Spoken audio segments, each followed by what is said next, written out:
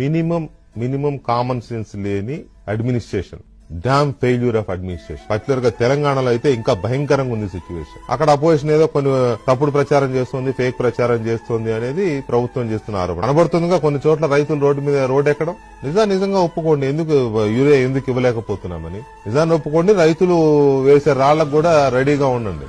తెలంగాణలో గొప్ప డంబాసారాలు ఉంటాయి. ఏది ప్రతి జిల్లాలో, ప్రతి నియోజకవర్గంలో ఎక్కడ చూసినా, రైతు వేదికల దగ్గర ఎక్కడ చూసినా ఇదే పరిస్థితి. మీరు చూడొచ్చు, పగల కొడుతున్నారు రైతు వేదికల్లో, ఫర్నిచర్లు బాగా కొడుతున్నారు, రైతులు కడుపు మండిపోయి. పైగా తెలంగాణలోనే యూరియా కర్మాగారం ఉంది రామగుండం వద్ద, గ్రేట్ కర్మాగారం.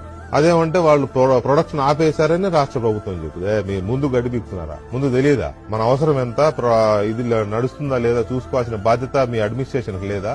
ఆడేమో ఆగిపోయింది రిపేర్ వచ్చింది వాడు చెప్తాడు, అది రిపేర్ వచ్చింది కాబట్టి యూరియా ఇవ్వలేకపోతుందని మీరు చెప్తారు. సో ఎందుకు రైతులు ఈసారి ఇంతగా రోడ్డెక్కాల్సి వచ్చింది? ఏంటికి దీనికి కారణం ఏంటి? ఎవరు బాధ్యత వహించాలి? ఈ వైఫల్యానికి ఎవరు బాధ్యత వహిస్తారు? కేంద్రం దగ్గర లాబింగ్ చేసుకుని యూరియా అవసరమైనంత యూరియా తెచ్చుకోవడంలో తెలంగాణ ముఖ్యమంత్రి రేవంత్ రెడ్డి ఎందుకు ఫెయిల్ అయ్యారు?